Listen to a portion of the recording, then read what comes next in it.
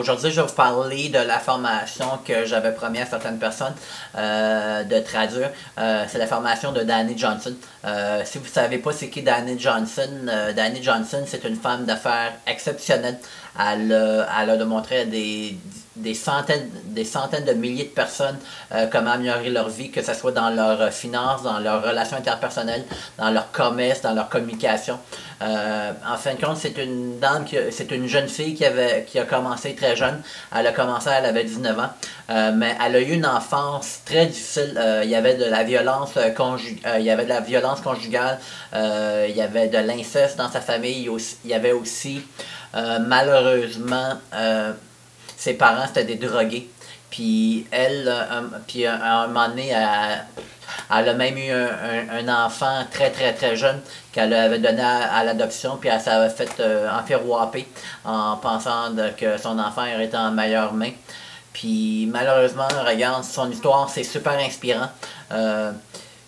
Puis si vous voulez avoir l'information en anglais, ça va me faire un grand plaisir de vous envoyer le lien qui est tout à fait gratuit. Elle donne plein d'informations gratuites.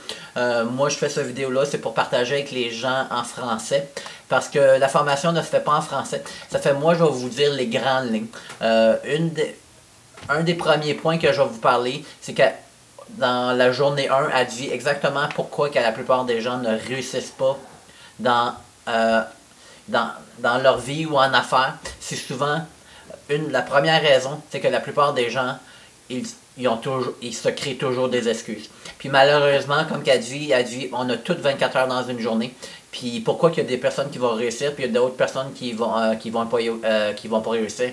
C'est juste les excuses que les gens se donnent. Puis elle, sa définition d'une excuse, c'est juste de barbare qu'on se raconte. Parce qu'on s'entend qu'on a toute raison. On est rendu dans une société que maintenant, en fin de compte, on préfère faire des excuses au lieu d'avoir des résultats. Puis malheureusement, c'est un des gros problèmes. Puis c'est ça qu'elle partage dans sa journée 1. Exactement, elle explique que la plupart des gens, ils ont toujours des excuses.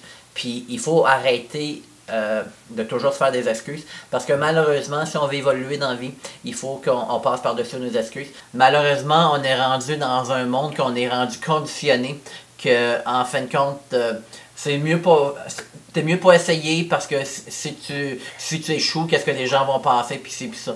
Regarde, malheureusement, on a toutes 24 heures dans la journée. Que tu sois riche, que tu sois pauvre, on a toutes 24 heures dans la même journée. Pourquoi qu'il y a des gens qui réussissent, puis il y a des journées il y a d'autres gens qui réussissent pas? C'est juste une question d'organisation.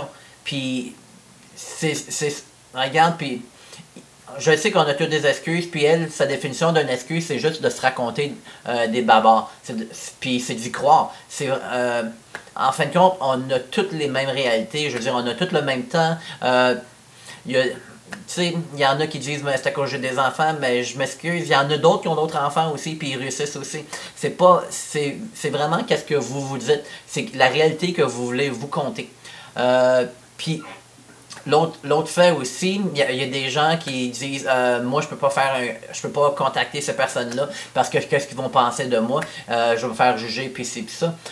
Regarde, peu importe, on se fait juger constamment à chaque jour. Ça fait pourquoi pas faire quelque chose de différent pour améliorer ta vie? Puis pourquoi, si tu as une information X, pourquoi la garder pour toi si tu sais que cette information-là pourrait aider quelqu'un? Tu sais, à un moment donné, c'est beau d'avoir peur, mais comme j'ai dit souvent, mon expression à moi, le monde, ils ont beaucoup peur d'avoir peur. C'est qu'à un moment donné, il faut sortir de cette étape-là. Puis regarde, je sais qu'on a été conditionnés, c'est la vie, c'est demain. Puis regarde, il faut se sortir de nos excuses. Puis regarde, si admettons que vous avez un commerce en ligne, puis vous avez votre propre commerce, puis vous voulez vous améliorer, puis vous savez pas comment. Puis après, vous demandez comment ça, les gens ne viennent pas envers vous. Mais si vous avez des excuses vous-même, c'est sûr que vous allez attirer les gens avec les mêmes excuses. C'est important, premièrement, de contrer tes propres excuses. C'est voir qu'est-ce qui t'arrête. Parce que c'est comme, C'est comme quand un patient va voir le docteur, puis le docteur il dit, je m'excuse monsieur, vous devez faire ça parce que votre santé vous allez mourir si vous faites pas de changement. Puis le patient il dit en fin de compte non je peux pas parce que X raison puis une excuse. Je m'excuse. C'est comme quand t'as pas le choix, t'as pas le choix. Ça fait tu sais, puis on devrait toujours vivre dans la vie comme qu'il y a une urgence. On sait jamais qu'est-ce qui va arriver demain. Puis on est dans une société avec la procrastination. On va attendre, on dit, c'est pas grave, aujourd'hui je le ferai pas, je vais le faire demain. Puis après, le demain c'est la semaine d'après, puis après c'est le premier mois, puis après c'est les nouvelles résolutions. Ça fait, c'est aussi important d'avoir une urgence dans qu'est-ce qu'on doit faire. L'autre point, c'est comme, il y a deux façons premièrement pour contrer ses propres excuses. C'est vraiment de voir pourquoi que tu as cette excuse-là, puis c'est quoi qui t'arrête. Puis si tu veux des gens alentour de toi qui n'ont pas d'excuses, il va falloir que toi-même que tu arrêtes de te faire des excuses. Comme ça, tu vas attirer d'autres personnes envers toi qui ne vont pas avoir des excuses. Puis c'est super important.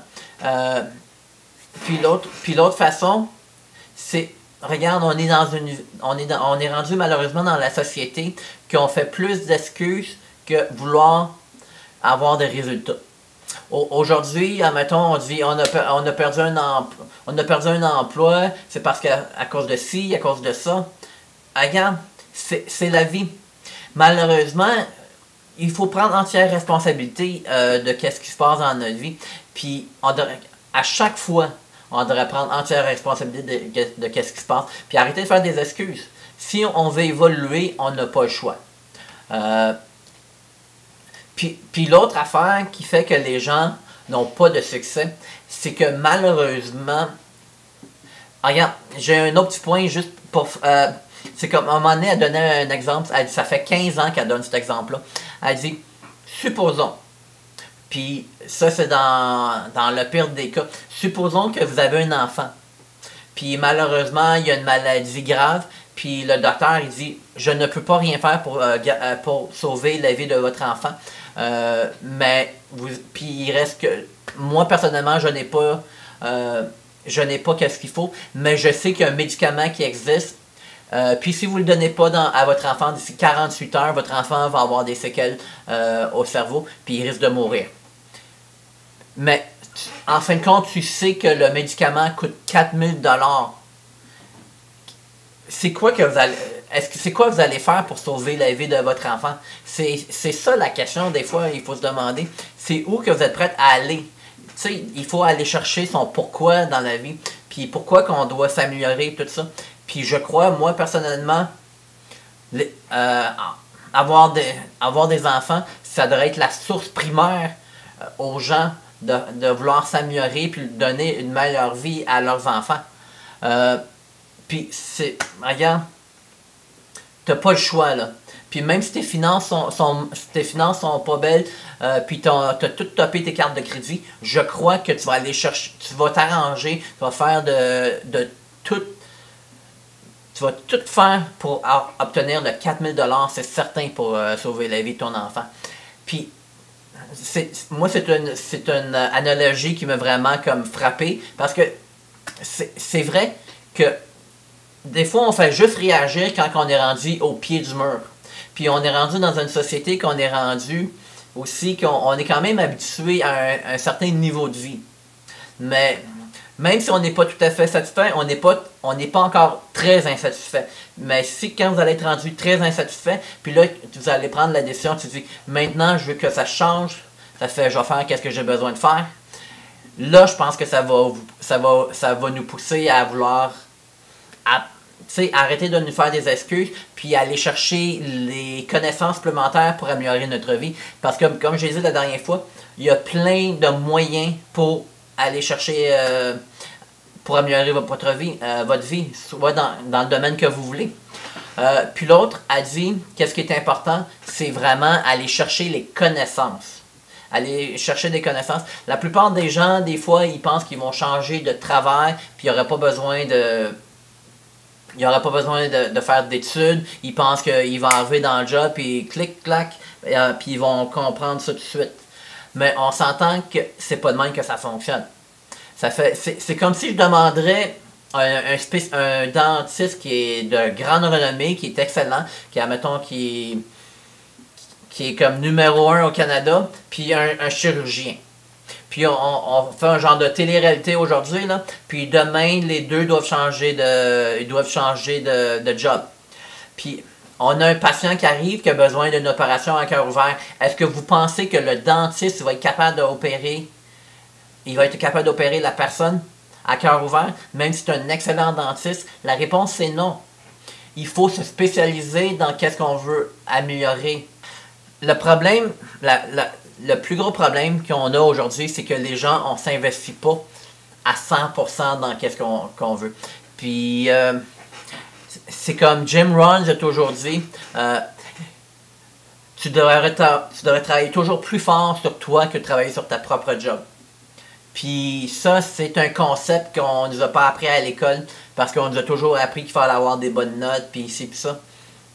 Puis après, on pensait quand l'école c'était fini, on avait fini d'apprendre. Mais en fin de compte, on sait tout qu'on apprend que 15% seulement à l'école. Tout le reste, 85%, c'est dans le reste de la vie puis nos expériences. Ça fait... Il faut pousser la note pour vouloir s'améliorer.